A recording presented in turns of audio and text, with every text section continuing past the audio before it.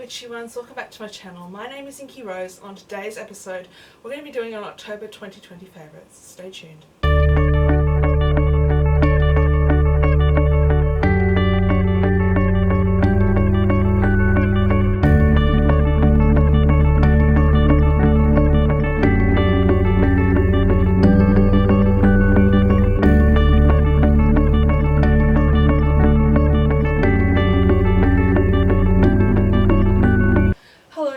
Thank you for coming back to my channel.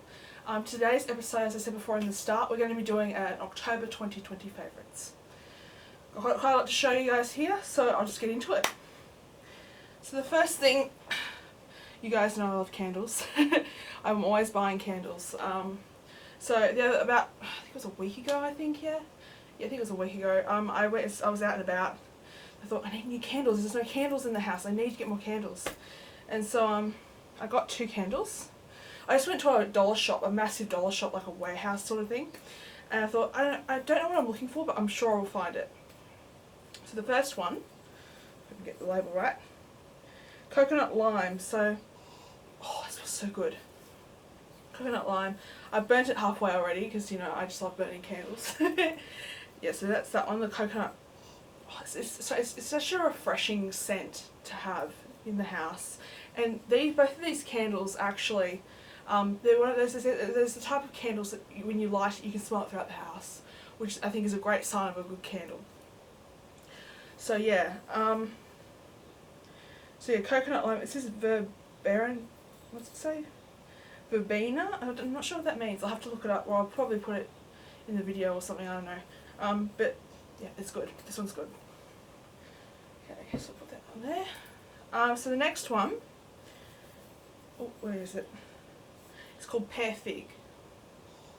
Oh, it's amazing. It smells like, it smells the way it sounds. It smells really good. So let's see what it says. How many hours does it burn actually? It doesn't say how many hours it burns. That's a bit odd. Usually most candles I get say how many hours they burn. But not this one. So, as I said before, these 2 ones. So Serenity Coconut Lime and Serenity, can't read it with the white writing on it, pear fig. Good stuff. So put this right here. Okay, so the next thing I'm going to show you guys is some jewellery I actually got. Well, I wouldn't really consider it to be jewellery. It's just, it's more of a do-it-yourself kind of thing, but at the same time it's really cool at the same time. So I went to a shop called Tree of Life. I'll link them down below in the description. They have really hippie kind of clothes, jewellery, incense, crystals, yeah, you name it, they do it. And I used to have one of these things actually before. I bought 2 of them. There's 2 of them. I'll tell you what crystals they are in a moment. Yeah, I actually bought one and I left it behind in a hotel room or something, and I really miss it because I really like the crystals I put in there. So I'll show you guys a bit more. There you go. So the 2 crystals I've got in here are Moonstone and Tiger's Eye. I've been trying to get into touch with the cycles of the moon, the phases of the moon. So I thought if I put this moon here next to my heart chakra, it's going to amplify those feelings of wanting to see the goddess more and work with the goddess more. So yeah, and the other one's Tiger's Eye. Apparently it's really good for creativity, Tiger's Eye, I've heard. I have a huge book right here. I'll show you guys that later, but yeah, it's just Tiger's Eye. I heard it's good for concentration and creativity. So whenever I'm writing, it's creative writing especially, I'm always having this thing next to me, on me, or I'm wearing it, or stuff like that. So yeah, Moonstone and Tiger's Eye. I should actually have a look and see what Tiger's Eye has to say in this big book, because I'm really curious to see what actually happens. Tiger's Eye 206. Okay, let's have a look. Tourmaline. I need to get some more tourmaline actually because it's good for protection. 203. Here we go, Tiger's Eye. Okay, so I'll read out what it says. It was said that Roman soldiers wore an engraved tiger's eye to protect them in battle, and is still used as a protective stone. Combining earth energy with the energies of the sun, it creates a high vibrational state that draws spiritual energies to earth. Tiger's Eye heals mental disease and personality disorders, deals with issues of self-worth, self-criticism, and block creativity. I'll try about the creativity thing. And is excellent for people who are spaced out or uncommitted. Facilitating assertion and anchoring change into the physical body, this stone assists in recognising talents and faults to be overcome, and supports an addictive personality in making changes. Facilitating correct use of power, Tiger's Eye supports integrity and assists in accomplishing goals. Perfect. That's exactly what I need for when I write. It differentiates between wishful thinking and what one really needs, and it assists in recognising other people's needs. Okay, so what is this? It says on the side like little details about it, so like the crystal system, chemistry, hardness, etc. So it's good for the third eye. So maybe when I'm doing more ritual stuff, I can use this Tiger's Eye stuff to help me get more into the ritual space, the coven space, coven thinking sort of thing. So yeah, that would be very useful. I actually have I think I have another piece of Tiger's Eye. Oh yeah, right here. Piece of Tiger's Eye right there. Oh, didn't mean to drop that. Yeah, so Tiger's Eye. Important stuff. I should put this in one of these things, but it's a bit too big, so it might fall out. Like when I first purchased the other one, it fell out really easily because of how big it was. So it's really good for putting crystals in. And so I should tell you what crystals these ones are in. So yeah, I told you before, it's Moonstone and Tiger's Eye. That's the first one. Where's the other one? Here it is. And we got more. Oh, here we are. So we've got Moonstone and Calcite. Let me look up Calcite. Calcite looks really good. Let's get to the Thingamabob. Calcite 245. Sorry for holding you guys on. Calcite. Okay, so clear calcite. Is it actually orange calcite? No. Okay, so calcite. The name calcite comes from the Greek chalx, meaning lime. A doubly reflective stone. It splits light, entering the stone in two, so that can be viewed from through the stone appears double. Many of the artifacts of ancient Egypt were created from calcite. This stone is a powerful amplifier and cleanser of energy that facilitates higher awareness and metaphysical abilities. Connecting emotions with intellect, it facilitates emotional awareness and has a positive effect, especially where someone has lost hope. A good mental healer, calcite calms the mind, teaches discernment and analysis, stimulates insights, and boosts memory. That's perfect, because if I have to work more on my creative writing, I need that space to be able to think and be able to work with different energies and stuff like that. So yeah, this one was another moonstone, as you guys know about moonstone, and calcite. So that's that. Let's put that there. Okay, so what else have I been working on this month? Music. So now music, I've been listening to a lot of Linkin Park. As you guys know, I'm a huge fan of Linkin Park. What else have I been listening to? Imminence. I love Imminence, they're so good. I've been listening to a lot of jazz actually lately, and ambient music. There's a lot of really good ambient chillax kind of music out on YouTube. There's a really good channel I really like called Bloom. And I'll link you guys to the description below. Bloom is absolutely amazing. They have so many really cool, relaxing type of, not hip hop, but like ambient music. So yeah, there's that. And what else have I been listening to? A lot of Einaudi, Ludovico Einaudi. His music's so beautiful. I really suggest the piece he's written called Night. Bring that down below in the description again. Yeah, so there's that. What else have I been listening to? Evanescence, a lot of Evanescence. Yeah, so that's about it where the music's concerned, but I like to broaden my horizons a bit when it comes to listening to music. I love to learn about new music and how music works and the theory behind music. If you guys don't know this already, I've been playing piano since I was about 7 years old. I'm in my mid-20s now. So yeah, Yeah, I've been playing piano for quite a while now, and I'm trying to get back into it again because last time I checked, the conservatorium where I used to have my lessons is closed because of COVID. So yeah, trying to get back into it and play music again because I just love music. It's so therapeutic, and it's just one of those things I love to listen to, get involved in, stuff like that. Okay, so we've got more crystals. These are crystals I've been working with this month. Sorry, I've been rambling a lot about crystals lately.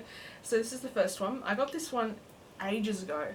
It's rose quartz. It's in the shape of a love heart. I've been using that, carrying on me to promote my heart chakra, to be able to be feeling more emotions and being in touch with my emotions. There's that. And then there's clear quartz. This is an old piece too. I got this way back, like in 2016. It's like 2020 now, so it's quite a few years old. Yeah, so I'm really curious to see what's in clear quartz actually. Sorry, I keep on reading these descriptions out to you guys. Clear quartz, we all know about rose quartz, don't we? Because it's used for the heart chakra, to promote self-love, love in general. So, quartz has a big entry to it, so I'll just read the first paragraph.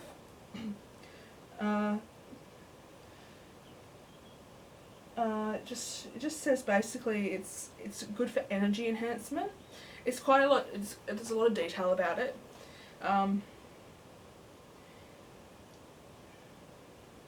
Basically, it says it's good for your vibration, for hydrating your vibration.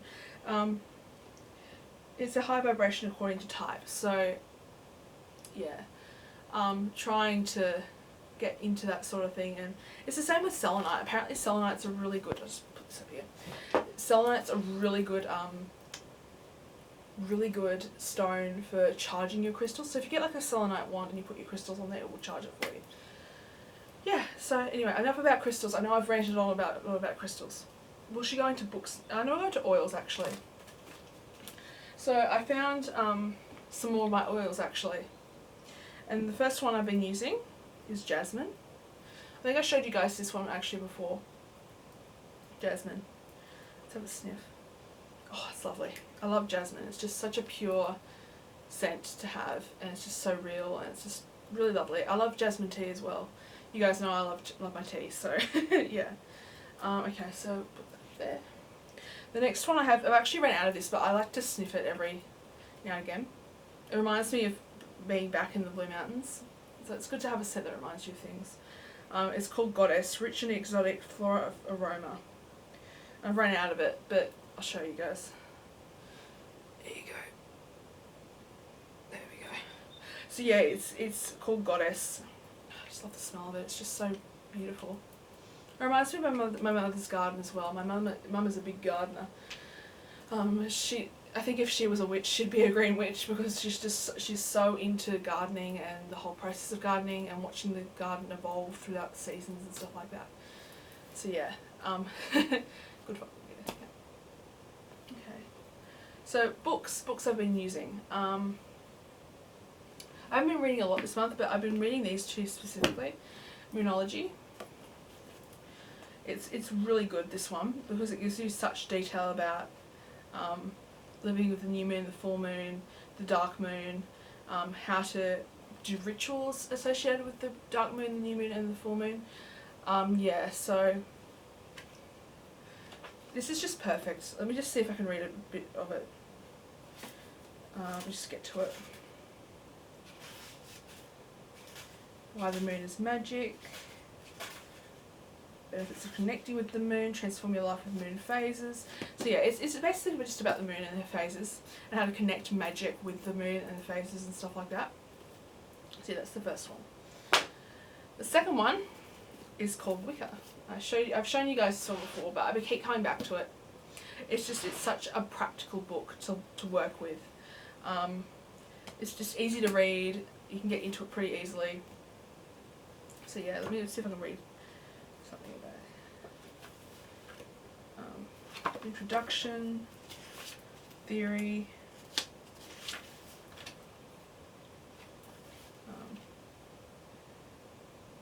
Wicca and shamanism. the deities. I've done a lot of, as you guys can see, I've done a lot of highlighting and writing notes. So there's that one. Okay. The next one I just pulled out about a few days ago actually. I got this from a shop called Kiki K. I'll link them down below as well. This is actually pretty old. This one. This is back from 2017 and it's still got space left I want to start using. So yeah, I basically did go to at least 2 Sabbaths by the end of the year, learn a piece of music, learn sign language. I really love Auslan. Auslan is Australian Sign Language. I've done a few courses with the Deaf Society, which is a place where you can learn sign language, Australian Sign Language, and you can be supported if you or a loved one is deaf. So yeah, and then there was get a job in the year. I haven't done that yet. Practice one spell for the full moon, learn how to cast a circle. This is a lot of witchy stuff. Goal. Do my first, this is actually do my first full moon ritual, and I did it and I wrote it down. But anyway, I really love this book because it gives you like little prompts to do, so you can like write, be creative over here, and then it says your goal, today's date, when you're going to achieve it, why you want to achieve the goal, rewards, and what steps to do to achieve that goal. I really want to get back into this, guys, because it's just so important to have goals and connect with your goals and achieve your goals, what you want to do. Is that. And we're on the last book, people. We're on the last thing of today's video. This is my second book of mirrors. Now, as you guys know, I have one other book of mirrors. It's up there. I think I showed you guys in my room tour, actually, the first book of mirrors I have. Again, it's very personal, so I won't be showing it to you guys on YouTube. But this one's more friendly. So, book of mirrors, as you can see. There you go. And I wrote a lot about the witch, so that's me. About the goddess, starting out, and then I did a huge glossary, people. It took me about 3 hours to do the whole glossary. It's just full. See, I'll show you. It's just full of definitions and stuff like that. Candle magic. I did a little entry. Okay. I do a lot of journaling in this one, witchy journaling, not more actual theory of a ritual or spell casting. I actually just did more entries, spiritual, about just my feelings, about how I'm feeling that day, how witchy I'm feeling that day, stuff like that. Types of witches. There's lots of different types of witches. I did that. And I wrote tips for beginners, and yesterday I wrote a little entry about saying, because I put it in, I have a little box, a little journal box, and I had to admit it, I don't actually, I